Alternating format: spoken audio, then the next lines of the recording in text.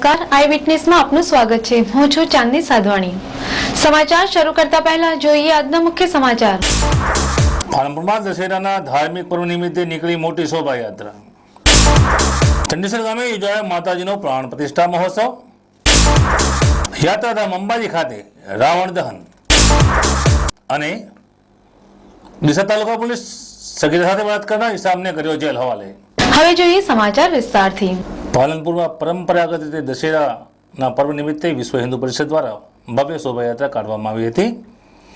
આ શોભાયાત્રા લક્ષ્મણ રેખાથી નીકળી હતી, જેમાં જુમ્મા મસ્જિદ ખાતે મુસ્લિમ અગ્રણી મહેમૂદ મિયા કાદરી તેમજ પાલનપુર શહેર કાજી તથા અન્ય અગ્રણીઓ દ્વારા પાલનપુરના ધારાસભ્ય ગોવિંદભાઈ પ્રજાપતિનું તેમજ શોભાયાત્રાના અગ્રણીઓનું ફૂલહારથી સ્વાગત કરવામાં આવ્યું હતું।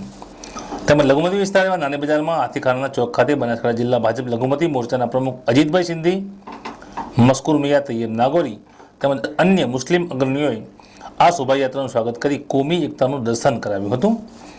શોભાયાત્રા શહેરના વિવિધ માર્ગો ફરીને રામલીલા મેદાન ખાતે મોડી સાંજે પહોંચી હતી।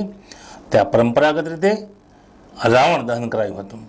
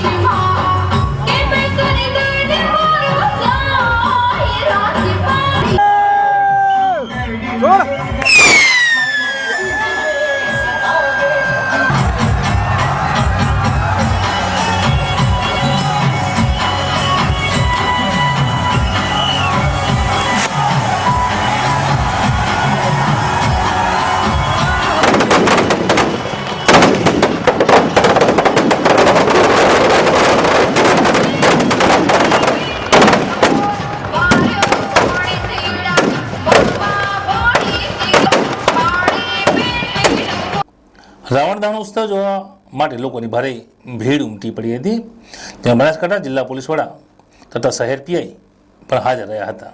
પાલનપુરના રામલીલા મેદાનમાં આજે દશેરાના પર્વ નિમિત્તે વિશ્વ હિન્દુ પરિષદ દ્વારા રાવણ દહનનો કાર્યક્રમ યોજાયો હતો, જેમાં વિશ્વ હિન્દુ પરિષદ રણેશભાઈ બાપના, દુર્ગાબહેન સંજયિકા, સીતાબેન સોની, કૈલાસબેન સોની, નગરપાલિકા પ્રમુખ હર્ષાબેન મહેશભાઈ, ટીપી કમિટીના ચેરમેન કુસુમબેન તેમજ કારોબારી ચેરમેન દેવેન્દ્રભાઈ રાવલ, ઉપપ્રમુખ હસમુખભાઈ પઢિયાર, પાલનપુર ધારાસભ્ય ગોવિંદભાઈ પ્રજાપતિ ઉપરાંત શહેર પીઆઈસી એજી ગોંડલિયા પણ પોતાના પરિવારો સાથે હાજર રહ્યા હતા.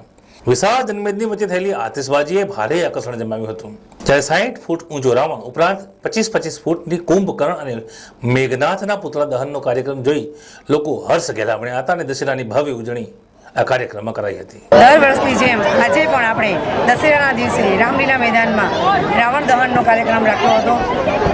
જેમ રામ ભગવાને રાવણનો વર્ષો પહેલાં અંત આણ્યો હતો, એ રીતે આપણે આ વર્ષો સુધી પરંપરા જાળવી રાખીએ છીએ અને બુરાઈનો અંત આવે છે અને સત્યનો હંમેશા જીત થાય છે. એના ઉપરથી આપણે ઉદાહરણ લેવાનું કે હંમેશા સાચો માર્ગ લેવો અને બુરાઈનો હંમેશા અંત આવે એની જ ધ્યાન રાખી અને આગળ વધવું. આયોજિત રાવણ દહનનો કાર્યક્રમ કર્યો અને ભવ્ય રીતે કર્યો. ઉત્તર ગુજરાતની અંદર 60 ફૂટ એવો ઊંચો અને ભવ્ય આતશબાજી સાથે રાવણ દહનનો કાર્યક્રમ પૂર્ણ કર્યો. મારું માનવું એવું છે કે આ દેશની અંદર આવો સંદેશો અમે પહોંચાડવા માંગીએ છીએ વિશ્વ હિન્દુ પરિષદ દ્વારા કે આતંકવાદી અને ભ્રષ્ટાચારી એવાઓને પણ આ રીતે રાવણ દહન જેવા કાર્યક્રમો થઈ આ દેશમાંથી ભ્રષ્ટાચાર આતંકવાદ નાબૂદ થાય એવો પ્રજાને અમે સંદેશો આપીએ છીએ. વિશ્વ હિન્દુ પરિષદ દ્વારા આયોજિત દશેરા દહનનો જે રાવણ દહનનો જે કાર્યક્રમ કર્યો એમાં દરેક ધર્મપ્રેમી જનતાઓ આવીને ઉપસ્થિત રહી એ બદલ બધાનો ધન્યવાદ. પરિષદ દ્વારા આયોજિત રાવણ દહનનો ભવ્ય કાર્યક્રમ આજ સાંજે ભવ્ય આતિશબાજી સાથે પૂર્ણ થયો. તે બદલ દરેક ધર્મપ્રેમી જનતાને મારી ખૂબ ખૂબ હાર્દિક શુભેચ્છા. વિશ્વ હિન્દુ પરિષદ દ્વારા અહીંયા આગળ રાવણ દહનનો કાર્યક્રમ યોજવામાં આવ્યો હતો. તે કાર્યક્રમની અંદર તમામે તમામ પાલનપુરની ધર્મપ્રેમી જનતા ઉપસ્થિત રહી હતી. આ સિવાય વહીવટી સ્ટાફ, પોલીસ મિત્રો, નગરપાલિકાનો સ્ટાફ, પીડબ્લ્યુડીનો સ્ટાફ વગેરે સંપૂર્ણ રીતે અમને સાથ અને સહયોગ આપી અને આ કાર્યક્રમને સફળ બનાવ્યો છે. તે બદલ વિશ્વ હિન્દુ પરિષદ વતી હું ચંદ્રકાંત રાવલ તમામનો આભાર વ્યક્ત કરું છું. જય હિન્દ. શ્રી રામ. દર વર્ષની જેમ આ વર્ષે પણ આપણે રાવણ દહનનો કાર્યક્રમ રાખ્યો છે વિશ્વ હિન્દુ પરિષદ આયોજિત. તેમાં વિશ્વ હિન્દુ પરિષદ બજરંગ દળ દુર્ગા વાહિની તેમજ ભાઈઓ બહેનો, અન્ય કાર્યકર્તા ભાઈ બહેનોએ બહુ સાથ સહકાર આપ્યો છે અને બહુ મોટી સંખ્યામાં રાવણ દહનનો કાર્યક્રમ થયો છે. દર વર્ષની જેમ આ વર્ષે પણ જેમ દેશમાં આતંકવાદ વધી રહ્યો છે, મોંઘવારી વધી રહી છે, તેનું આજે આપણે દહન કરીએ છીએ અને દરેક દેશવાસીઓ જાગૃત બને મોંઘવારી વિશે, આતંકવાદ વિશે અને ભ્રષ્ટાચાર વિશે. આમાં સૌ જાગૃત થઈ અને આ જે રાવણ દહન છે એને નાબૂદ કરીએ. આ શુભેચ્છા સાથે દુર્ગાવાહિની મુદ્દા સોની. ડીસાના એરપોર્ટ એરફોર્સને સોંપવાની હિલચાલ વચ્ચે છેલ્લા એક અઠવાડિયામાં વિમાને એરપોર્ટ ફરતે 2 રાઉન્ડ લગાવતા આજુબાજુના રહીશો અને ખેડૂતો અને જમીનધારકોના જીવ પડીકે બંધાયા હતા. છેલ્લા ઘણા વર્ષોથી બિનઉપયોગી બનેલા ડીસાના એરપોર્ટને એરફોર્સ તરીકે વિકસાવવાની અટકળો વહેતી થઈ છે. તેથી એરપોર્ટ આજુબાજુમાં આવેલા આજાપુરા, કાંટ, રાણપુર, મણિનગર, વડલી ફાર્મ, નવલપુરા વગેરે ગામોના રહીશો અને ખેડૂતોમાં પોતાની મહામૂલી જમીન ડૂબવા જવાની ભીતિ સેવાઈ રહી છે. ડીસાને અડીને આવેલી આ જમીન સોનાની લગડી સમાન ગણાય છે. તેથી કેટલાક બિલ્ડરો ખોટા આધાર પુરાવા દ્વારા લોકો અને ખેડૂતોને એરફોર્સની દહેશત બતાવી જમીન પડાવવા લાગ્યા છે. ત્યારે છેલ્લા એક અઠવાડિયામાં વિમાન 2 વખત એરપોર્ટ ઉપર ચક્કર લગાવ્યા હતા, જેથી એરફોર્સ બનવાની અટકળો વધુ તેજ બની ગઈ હતી. જોકે આ તમામ અટકળો વચ્ચે અનેક જાતના કાવાદાઓ થઈ રહ્યા છે. આ બાબતે તંત્ર અને જિલ્લા કલેક્ટરે આ જમીન એરફોર્સને સંપાદિત થશે કે નહીં એ બાબતે યોગ્ય ખુલાસો કરવો જોઈએ તેવું પણ લોકોમાં ચર્ચાઈ રહેલ છે. સમાચારમાં સમય છે એક વિરામનો. જોતા રહો આઈ વિટનેસ.